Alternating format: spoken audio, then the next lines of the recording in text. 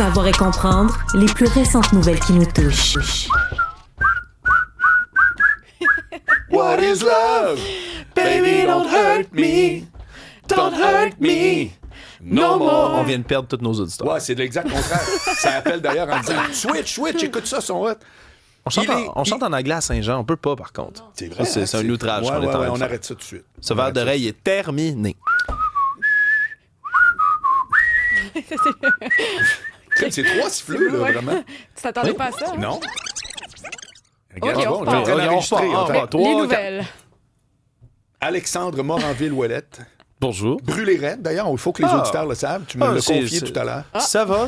On tient le fort, on tient le coup. OK. En déménagement, tout, le Ah, horaire, oui. le Coup de matin soleil? ici. Non, pas de Non, coup mais de il y a un soleil. gros horaire, Je- changement d'horaire. Je suis le vampire de Boucherville. J'évite Wow. le soleil à tout Enfin, prix. on sait c'est qui. Il veut me tuer. Voilà. Je suis quand même allé sur un quai pas bronzé, mais un peu. T'es-tu un gars de crème? T'es-tu un gars de la Oui, foi crème sans solaire tout, à grandeur. Non, c'est pas des ouais. blagues. C'est génétique dans ma famille. On attrape des cancers de la peau à répétition. C'est pas une mon blague. Dieu, Oui, c'est grave comme non, discussion. c'est vrai. J'ai une Oui. mutation génétique qui fait en sorte que le soleil est mon ennemi. Un autre ennemi. Un autre. Voilà. Guillotine le soleil. Slack! Non, on en a besoin, celui-là. Bon, on fait-tu des nouvelles? Ben oui, Marc? ben oui. On On avance dit là-dessus. pressé. Retour C'est sur... le moment préféré de Cybèle, elle me l'a dit en fin de semaine. Ben, c'est parfait de... j'espère, merci. Ben oui, mais absolument. On commence avec quelque chose d'autre d'absurde. Regarde, passons de Tiens cette donc. intro un peu absurde à une nouvelle un peu absurde. Donald Trump qui a décidé de prendre son réseau social, Truth Social, tout à l'heure pour réagir à tout ce qui se passe en ce moment, bien évidemment, au Moyen-Orient. Je rappelle, en fin de semaine, opération Midnight Hammer, le marteau de minuit, des bombardiers B-2 qui partent des États-Unis, tactique de diversion ailleurs avec d'autres aéroplanes, et on finit par bombarder le site de Fordo, entre autres, là, qui abrite, selon les dires des renseignements américains, des renseignements israéliens, le centre avec les centrifugeuses qui permettent de faire de l'uranium enrichi pour le compte de l'Iran.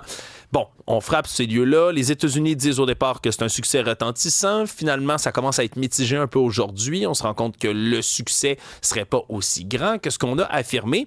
Mais là, c'est que la réponse de l'Iran, c'est ce qu'on attend le plus. Les Iraniens ont promis une réplique là, fulgurante aux États-Unis, ont menacé toutes les bases américaines de la région de réplique en disant que c'était désormais des cibles qui étaient valides pour eux. Mais surtout, c'est la menace de bloquer le détroit d'Ormuz, qui est au large des côtes iraniennes et par lequel transite 20% du pétrole mondial, ce qui pourrait évidemment être catastrophique pour l'économie, pour l'Iran eux-mêmes, mais c'est surtout du pétrole qui se rend en Asie. Il y a les Chinois aujourd'hui qui ont appelé l'Iran à ne pas bloquer ce détroit-là, mais simplement pour les prix de l'essence, ce serait assez fulgurant, merci. Et c'est pourquoi M. Trump a saisi Truth Social et s'est dit, je vais y aller de cette déclaration. Everyone keep oil prices down, I'm watching. Je vous traduis tout ça. Tout le monde, gardez le prix du pétrole bas, je vous surveille. Vous jouez le jeu de l'ennemi, ne le faites pas. OK. Je suis pas économiste comme notre collègue Francis Gosselin, mais crier au nuage, juste « Hey, le prix du pétrole, là, faut pas que ça monte! Ouais. Tu peux pas...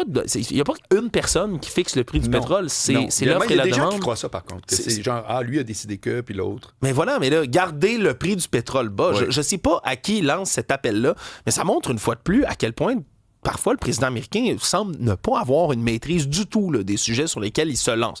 Bref, on continue de surveiller tout ça parce que l'embrasement au Moyen-Orient, ça pourrait être assez réel. Les Israéliens là, qui ont mené quelque chose comme 100 frappes en moins de 2 heures, un peu plus tôt aujourd'hui, ont refrappé même certains sites là, de production de matériel d'uranium, là, selon leur dire. Bref, c'est assez complexe ce qui se passe de ce côté-là.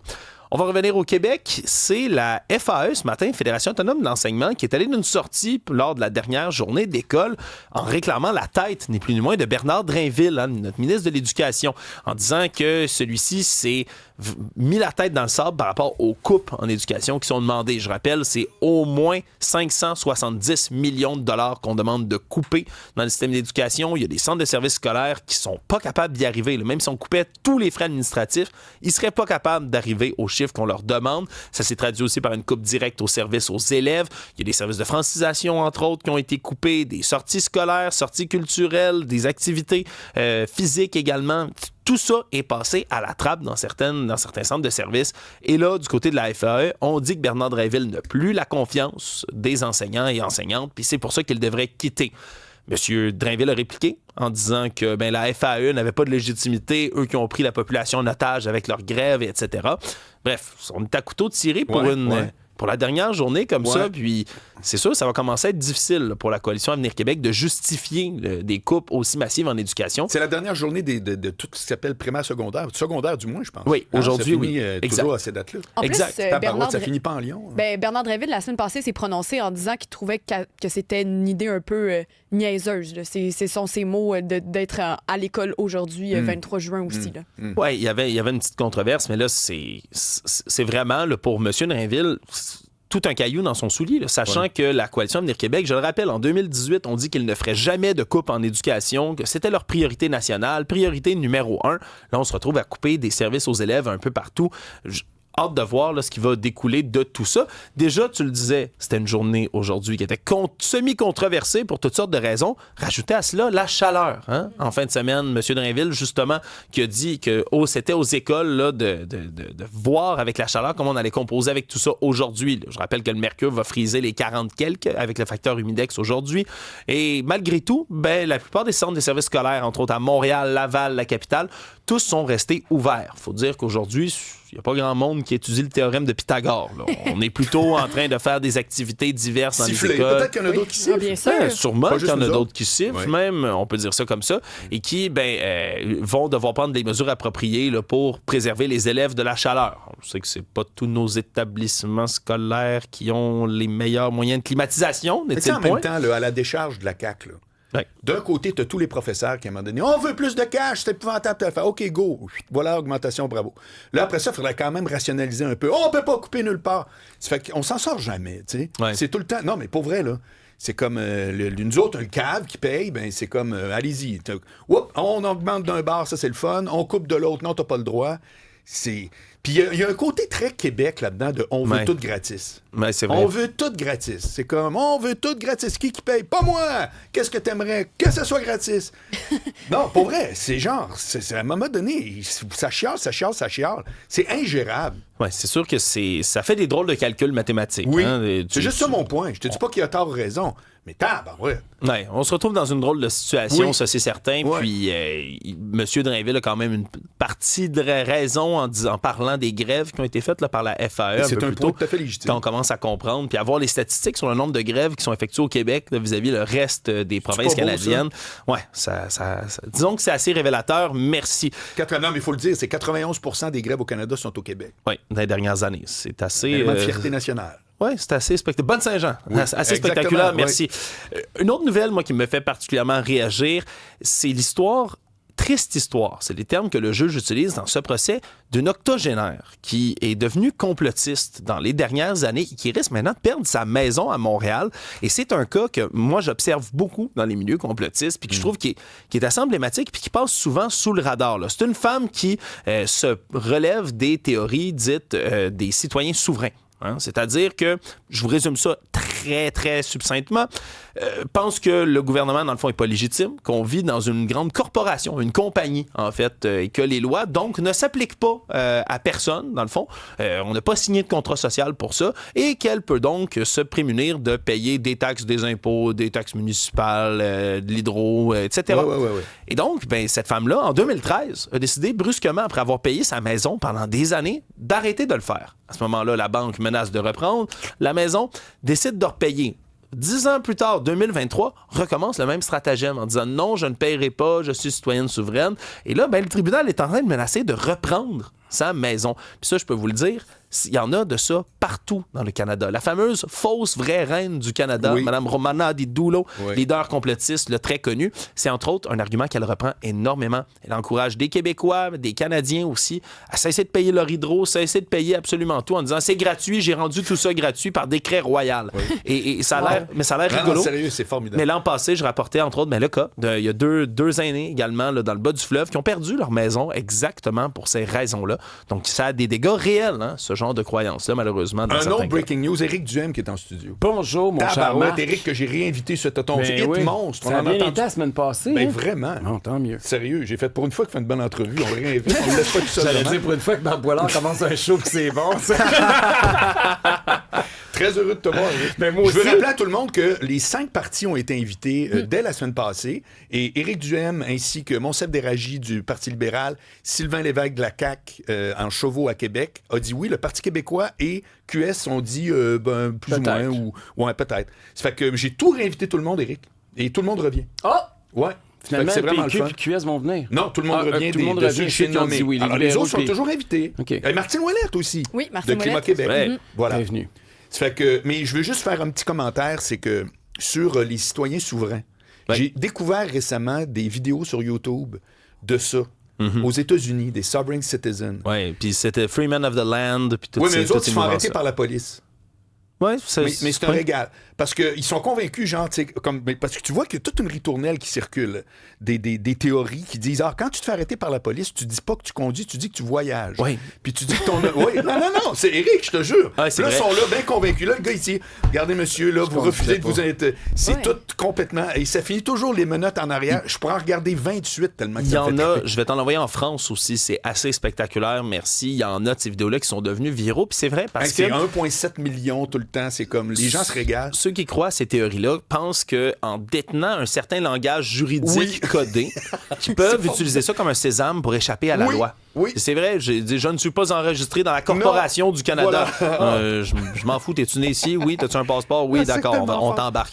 Non, c'est assez spécial, merci, mais ça fait plus de dégâts qu'on pense, très sincèrement. Moi, j'avais déjà contacté les porte-paroles d'Hydro-Québec pour savoir si c'était quelque chose qui se faisait beaucoup. Ouais. Ils ont dit, ça reste marginal, mais OK. oui, il y a des gens qui nous OK. envoient des lettres comme quoi ils ont pu à payer Hydro. Je Est-ce veux que c'est juste des- dire quelque chose par rapport à Hydro, là.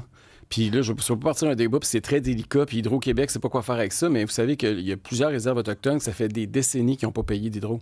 Et ouais? Hydro, ça a sorti, je pense que c'est Radio-Canada, c'était Ça fait pas longtemps. Thomas Gerbet qui avait Ouais. sorti ça. Ouais, ouais. Puis ça fait comme 10 ans ou 20 ans qu'il y a des communautés qui n'ont pas payé un sou d'Hydro, puis là, ils doivent des millions, des dizaines de millions.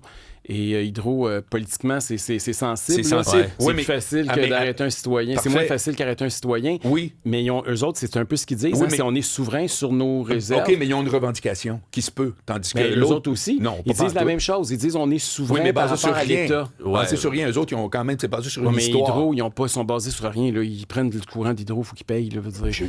C'est pas le contraire. Je te dis juste que d'un côté, t'as Zouin-Zouin qui oui. dit « Moi, je suis un citoyen souverain ».